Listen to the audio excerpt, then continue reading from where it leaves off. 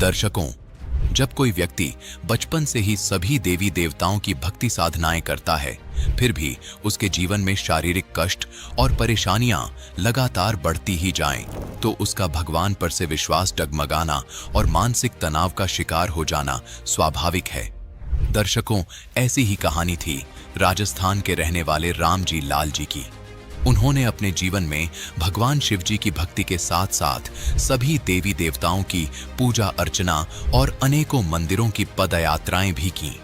लेकिन अफसोस, इतने प्रयासों के बावजूद भी इन्हें किसी भी प्रकार का सच्चा सुख नहीं मिला और यह बीमारियों के साथ साथ प्रेत बाधा से भी ग्रस्त रहे।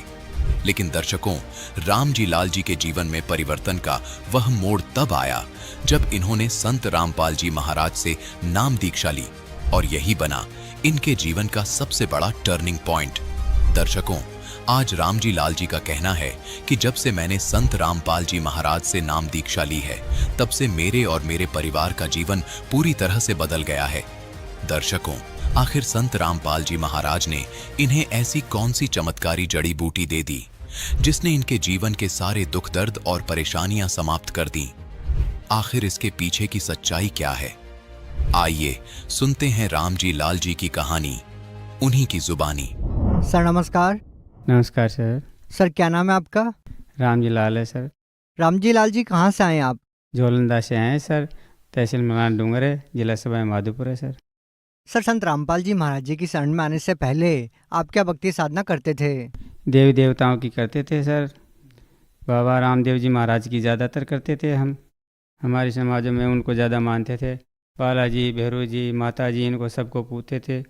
शंकर भगवान को भी पूछते थे। लेकिन हमारे घर में हानि हुई, बीमारी हुई तो क्या हानि हुई आपको? हमारे साहब जैसे हम किसी से बकरी भी लेके आते थे तो 11 महीने रहती थी, 12वां में तो ख़त्म ही हो जाती थी। गाय होती थी तो गाय भी ख़त्म हो जाती थी। भैंस होती थी, भैंस भी ख़त्म हो जाती थी।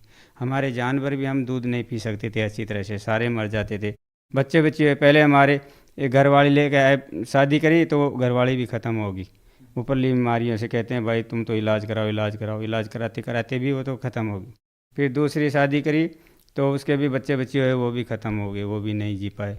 फिर बाद में सारे देवी देवताओं को करते करते परेशान हो गए। जब एक दिन टीवी देख रहे थे चैनल पे, फिर उस पे साहब देखा तो सफ़ेद बालन में ये दिखाई दिए बाबा की तरह, जैसे बड़ा आदमी की तरह। तो उनमें नाम पढ़ा तो संत रामपाल जी दिखाई दिया।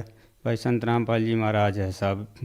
तो उनको देखते देखते उनके इंटरव्यू में आते हैं, बाद में आते हैं, वो सत्संग के बाद में आते हैं। उनकी भाइयों की बात सुनी मैंने, तो उसमें ये हो कि भाई कोई किसी के रीढ़ की हड्डी टूट जाती है, उसमें छेका होता है तो उसमें भी फ़ायदा है। किसी को ऊपर बीमारी होती है तो उसमें भी फ़ायदा होता है। हाथ पैर टूट जाते हैं उसमें भी फ़ायदा। मैंने सोचा मेरी घरवाली से तो भाई मगर अपन भी चलते हैं वहाँ और अपना भी फ़ायदा हो जाएगा। तो परेशान होकर फिर हम उधर गए। सर क्या आपने अपनी भूत प्रेत की बाधा के समाधान के लिए कोई गुरु भी बनाया था? गुरु बनाया था साहब। पहले हमने पहला गुरु तो बनाया भजनानंद जी महाराज जी थे 2001 में। उनका भी बहुत नाम दाम लिया, फिर भी कुछ भी पार नहीं पड़ी साहब। उन्होंने ओम नाम दिया था, खूब भक्ति कर ली, कोई भी फ़ायदा नहीं हुआ साहब। उसके बाद में मेरे घरवाली क्या नाम से वो कहती है कि मैं उधर चले जाती हूँ, सतपाल जी महाराज के वहाँ नाम ले लेती हूँ। मैंने कहा भाई तू उधर ले ले, मैं तो उससे भी मना नहीं किया। फिर मैं धन सतगुरु जी के चले गया, मैं उधर कर रहा था, उधर भी कोई फ़ायदा नहीं हुआ। हमारे पैसा भी नहीं था हमारे पास, सारे पैसा भी ख़त्म हो गया। कर्जा और हो गया, हमारे 5-7 लाख रुपए का कर्जा भी हो गया। और इतना पास में था वो भी पूरा खर्च हो गया, कुछ भी नहीं बचा। सर आपके जीवन में इतनी सारी परेशानियां थी, भूत प्रेत की बाधा से आपका पूरा परिवार परेशान था, तो फिर आपने संत रामपाल जी महाराज जी से नाम दीक्षा क्यों ली? हम टीवी पे देख रहे थे साहब। टीवी देखते देखते रात के 9 बजे से 11 बजे तक वो आए सत्संग। तो सत्संग में देखा तो संत रामपाल जी महाराज का था। उसमें कोई बता रहे थे, पीछे जो आते हैं वो सत्संग के बाद में, तो कहा हमारी ये बीमारी है वो ख़त्म होगी। तो हमको तो ये फ़ायदा मिला कि भाई इसमें सारा फ़ायदा मिल रहा है, पैसा भी नहीं लग रहा है। तो मैंने कहा वहाँ चलो। तो उसमें से हमने एड्रेस लिया, कागज़ में उतारा और एड्रेस लेकर के हम तो उधर बात किया। तो हमको तो देखो बात करनी नहीं आती थी। उधर भगत भाई थे, वो सत साहब कह के बोलते थे, हम तो भूल गया सत साहब को। तो हम कहते भाई साहब हमारी ये बीमारी है, ये बीमारी है। फिर ऐसे हम चले गए। उन्होंने बोला आप आ जाओ। संत रामपाल जी महाराज का आश्रम था और हमको तो वो रेलवे स्टेशन पे गया, वहाँ जाते ही गाड़ियाँ मिली बहुत सारी और कहते भाई आ जाओ आ जाओ।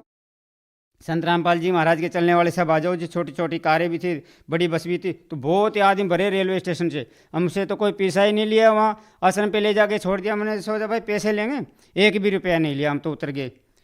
तो हमारे घरवाले भी थे, मैं भी था। शुरुआत में हम दोनों ही गए थे साहब। तो अरे एक गांव में से था पास में, उसके भी कोई कैंसर की बीमारी हो रही थी, तो वो भी चले गए घरवाले को लेके उसके साथ में। तो 4 जीव गए थे हम। तो 4 जीव वहाँ चले गए। जाते हैं वहाँ के भाई चेक करने लगे, तो हमारे तो हम सोचे 2-3 दिन में आएंगे। बीड़ी पीता था, हमारे घरवाले भी बीड़ी पीती थी। तो 4-4, 5-5 बंडल और माचिया धर लेगी।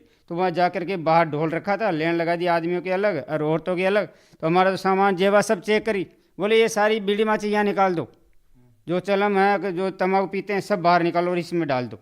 तो हमने सोचा थोड़ा बहुत तो छुपा लेते हैं, बैग में रख लिया और बाहर की तो हमने डाल दी। तो बैग भी आगे जाके चेक किया तो उनका भी निकाल करके उनको भी सबको डाल दिया, कुछ भी नहीं सोडा साहब हमारे पास। तो हमने सोचा अब क्या पियेंगे भाई। अंदर गया तो बोले भाई तुम्हारा फार्म भरवाओ। फार्म भरवाया। मैंने कहा साहब हमारे तो ऐसे ऐसे बीमारी है। तो बोले सब मिट जाएगी, बीमारी की चिंता मत करो, ये नाम तो आपको अच्छी मुक्ति पाने के लिए दिया जाता है। फिर वहाँ देखा साहब, वहाँ ताव भाव देखा, तो आश्रम में अंदर देखा तो बहुत भक्त भाई, वे बहनें सारे भाई सब थे, बहुत थे। तो ऐसा तो हमने कभी वो आश्रम भी नहीं देखा, ज़िंदगी में पहली बार देखा। बड़े बड़े खम्मर ऊंचे पे चादर थे। ऐसे गया, फिर वहाँ देखा कि भाई पहले तो तुम ऐसे करो, खाना खाओ, चाय पानी पियो और नहा धोई करो, नमटा धोई करो, सब कुछ करो। मैंने कहा साहब हम तो हमारी बीमारी का लगने लग रही कि भाई बीमारी मटे पहले, तो हम तो जाते हैं। मैंने कहा साहब हमारी बीमारी मटना चाहिए। कि बोले भाई मिट जाएगी, तुम्हारा को अभी फार्म भरवा देते हैं।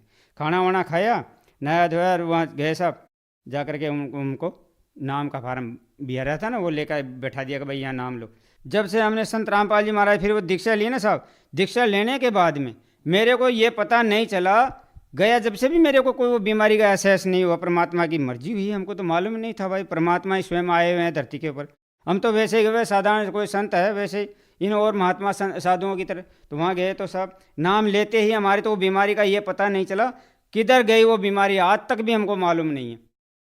सर आपने बताया कि आपने संत रामपाल जी महाराज जी के आश्रम में जाके उनसे नाम दीक्षा ली। सर पहले आप सतपाल जी महाराज से जुड़े थे, उनके आश्रम में भी गए होंगे, तो संत रामपाल जी महाराज जी व संत सतपाल जी महाराज जी के आश्रम में आपको क्या भिन्नता नजर आई? अजी वहाँ की तो कोई व्यवस्था नहीं है, लेन लगा के तो खाना देते हैं, 40 रुपये की एक प्लेट लगाते हैं, एक थाली में खाना देते हैं, उसमें भी 40 रुपये लेते हैं वहाँ तो।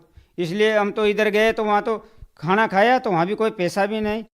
संत रामपाल जी महाराज के तो आश्रम में कोई पैसा भी नहीं लेते हैं। और वो रजाइयाँ ओढ़ने को देखो, बिस्तर देखो, गद्दा देखो, सारे फ्री में दे रहे हैं। बैठना उठना खाना नहाना धोना सारा फ्री है, तेल साबुन सारा फ्री है। दूध पियो तो दूध, छाछ खाओ तो छाछ।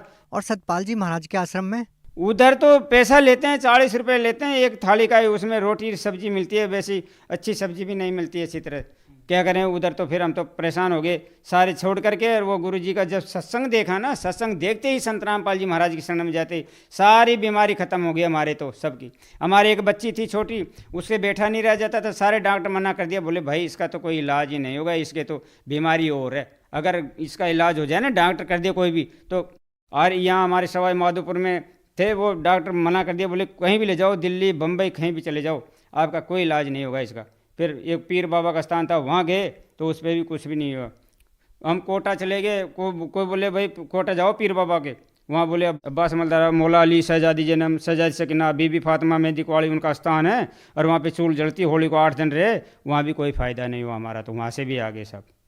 क्या संत रामपाल जी महाराज जी के आश्रम में जाने के बाद आपकी बेटी को भी आराम मिला? हमारे बच्ची को चारों तरफ गुदड़ी लगा करके ऐसे बिठाते थे, जब बैठी रहती थी ना गिर जाती थी, बैठी भी नहीं रहती थी। संत रामपाल जी महाराज के जाने से नाम दीक्षा लेने के बाद में वो बैठी भी रहने लगी, फिर खड़ी होगी, चलने भी लगी, घूमने फिरने भी लगी, थोड़ा थोड़ा वजन में पीछे हाथ था उसका ऐसे, वो भी आगे आ गया। आज संत रामपाल जी महाराज ने, गुरु महाराज ने ऐसे दया करी हमारे ऊपर परमात्मा ने, जो आज हमको बर्बादी से भी रोक दिया और बच्ची का हाथ भी सीधा हो गया, 8वीं पास भी कर ली है। गुरु जी की शरण में जाने के बाद में संत रामपाल जी महाराज ने ऐसी दिया करी हमारे ऊपर, हमको बर्बादी से भी रोक दिया, पैसा भी खर्च नहीं होता। नहीं तो पहले हमारे साथ में ऐसा हो गया था, जो सुबह का सुबह शाम को शाम खाना भी भारी पड़ गया था हमको, कहाँ से पैसा ले, बहुत बर्बाद हो गया था, हमारी जमी बक जाए ना तब भी पैसा हमारा नहीं चुकता। आज परमात्मा की ऐसी दया है संत रामपाल जी महाराज की, जो हमारा पैसा भी लग गया धीरे धीरे। पैसे वालों ने भी कह दिया भाई तुम तो ऐसे करो, हमको तो बना ब्याजू दे दो, हमको तो बना ब्याजू दे दो। गुरुजी ने ऐसे दिया करे, जो सब बना ब्याजू ले लिया, किसी ने काम करवा लिया, कैसे उतरवा लिया सबने पैसा, एक कर्जे से मुक्त करवा दिया। परमात्मा ने दया हुई गुरुजी संत रामपाल जी महाराज की, ने हम तो बर्बाद हो चुके थे। और सर जो भूत प्रेत की बात थी आपकी पत्नी को, क्या वो ठीक हुई? वो भूत प्रेत की समस्या इतनी थी कि लेटी लेटी डोलती थी, ये मान लो ऊपरली बीमारी थी। वो भी गुरुजी के शरण में जाने से, संत रामपाल जी महाराज के शरण में जाने से, जिस दिन वो नाम लिया जिस टाइम पे, उस टाइम से बिल्कुल हल्का फुल्का शरीर हो गया। वो बीमारी पता नहीं कहाँ निकल के चले गई, जो आज तक देखने को नहीं आती थी। सर अक्सर हम सभी धर्मगुरुओं से सुनते आए हैं कि कर्म का फल तो भोगने से ही समाप्त होता है। तो संत रामपाल जी महाराज जी के शरण में जाने के बाद आपका रोग कैसे ठीक हो गया? वो कहते हैं भैया आपको ये तो भोगना ही पड़ेगा, ये तो बीमारियां हैं, मरेंगे तभी मिटेगी, ऐसे मिटेगी नहीं। अब जब संत रामपाल जी महाराज की शरण में गए तो सारा मिट गया। तो हम तो उनसे यही कहते हैं सभी भगत भाइयों से, भाई आ जाओ आ जाओ। अब 2-4 भगत भाई तो आ चुके हैं शरण में, लिया है, उनको कहा गुरुजी की तरफ से किताबें लेने के, भगत लोग भाई कहते थे भाई किताब ले जाओ, सेवा किया करो।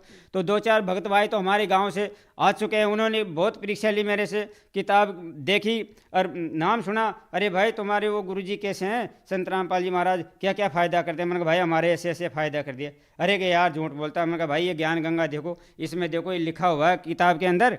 अरे कहते वो हनुमान भगत जी के बोले ये रीढ़ की हड्डी टूट गई, उसके 1 इंच का छेका है, तो वो कैसे सही है क्या? मैंने कहा भाई आप बात करके देख लो। तो फ़ोन लगाया, बात करवाई तो मान गया। तो एक भगत जी तो बोला कि मैं यार आपका आश्रम देख के आऊँगा। संत सतपाल जी महाराज शरण में रहते थे दोनों आदमी वो। और वो घरवाले कहते थे कि आप जा रहे हैं तो मेरे को भी ले चलो। तो वो दोनों आदमी चल दिए तो मेरे साथ वहाँ आया। तो उनके तो जचकी साहब, अब भाई मैं तो नाम लूँगा। सर जैसा कि आपने बताया कि संत रामपाल जी महाराज जी से नाम दीक्षा लेने के बाद आपको भूत प्रेत की बाधा से निजात मिली। सर अगर कोई व्यक्ति भयंकर रोग से पीड़ित है तो क्या वो भी अगर संत रामपाल जी महाराज जी से नाम दीक्षा लेगा तो क्या आपकी तरह उनको भी लाभ मिलेगा? अजी ये तो मामूली बात है। कैंसर हो या शुगर हो या पथरी की बीमारी हो, ये तो नाम लेते ही तुरंत ही खत्म हो जाता है। ये तो यूँ ही मिट जाता है, दवाई गोली की भी जरूरत नहीं पड़ती है परमात्मा के जाने के बाद में। जो लोग आज भी बड़ी गंभीर बीमारी से पीड़ित है और डॉक्टरों ने भी उनको जवाब दे दिया है, उन लोगों को आप क्या कहना चाहेंगे? हम तो सब भाइयों से हाथ जोड़ के निवेदन करते हैं, भाइयों सब संत रामपाल जी महाराज की शरण में आ जाओ, सारी बीमारी खत्म करवा लो, सारी बीमारियों से मुक्त हो जाएंगे। कोई पैसा नहीं लगेगा आपका, 1 रुपया भी नहीं लगेगा। जो कमाओ अपना पैसे का खाओ। यहाँ आश्रम में कोई 1 रुपया भी नहीं लेता है। सर संत रामपाल जी महाराज जी से नाम दीक्षा कैसे ली जा सकती है? संत रामपाल जी महाराज से नाम दीक्षा जब नीचे टीवी में पीली पट्टी आती है तो उसको देख करके और उसमें नंबर उतार करके वहाँ फ़ोन करके और वहाँ चले जाओ और वहाँ नाम दीक्षा ले सकते हैं। बहुत बहुत धन्यवाद। सच है।